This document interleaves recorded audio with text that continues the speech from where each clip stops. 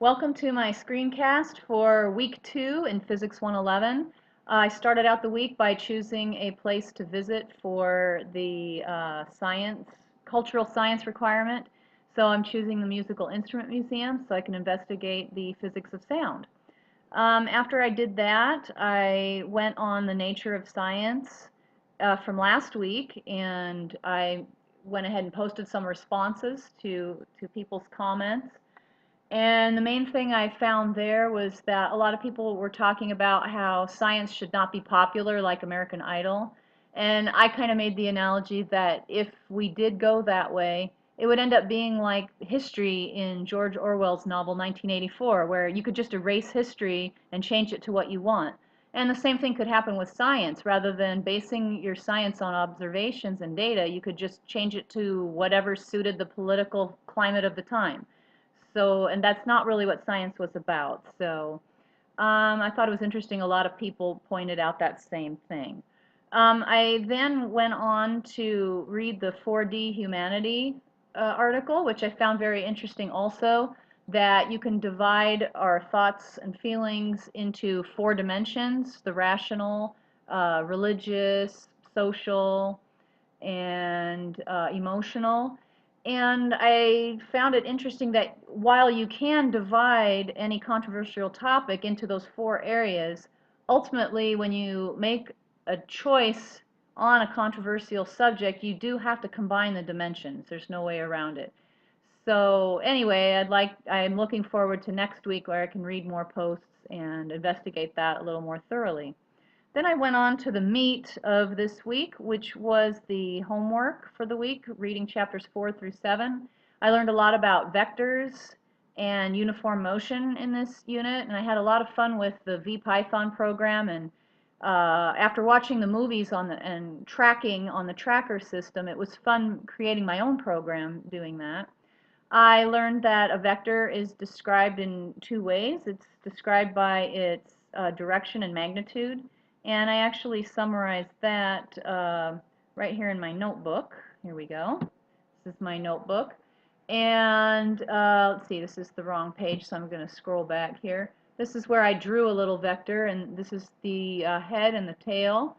And when you subtract the tail from the head, you get the components of the vector.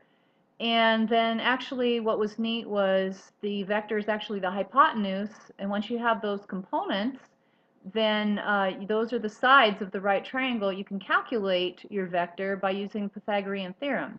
And then scalar quantities were another thing that were a little confusing, and that came up in the neat resource that a lot of people commented on that, on scalars. One of the students posted a video on that, and how a scalar quantity is something that has no units.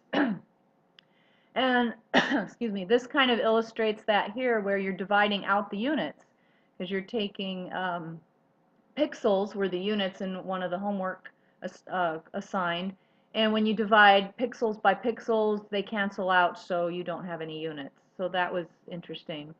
How would I use vectors in my life? Well, that could be illustrated here. I have this is actually my neat resource that I posted. And you can use vectors to calculate the course that you're going to take in a boat if you're sailing. You can kind of see here, if you just calculated your course alone, you would end up over here. But you have to take into account that the tide is moving this way. So your actual course is going to end up here. So you can use vectors to navigate, which is really cool.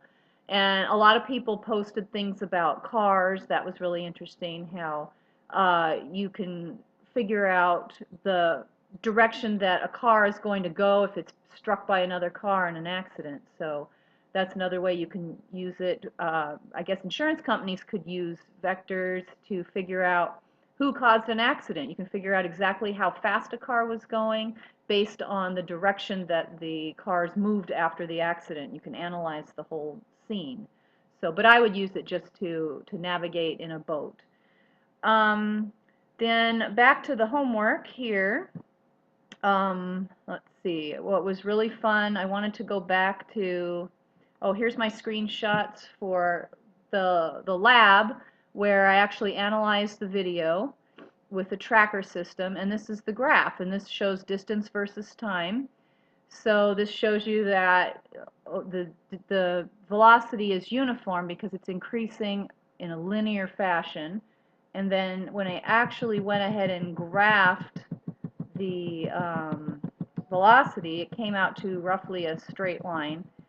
Of course, there was some variations here because I didn't probably click the ball exactly in the middle, so there was just a little bit of variation on that. So anyway, in summary, I learned a lot about vectors and how you can navigate with vectors and analyze motion with vectors. And oh, one more thing. The VPython program, I wanted to show a screenshot of that really quick in my homework. I included it. And that was really neat.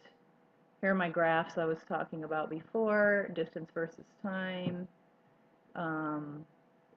Oh, this, because this one's moving faster than the other one, so the slope is steeper. That was another thing I learned, that slope can also tell you the velocity, and when you have the equation of the line.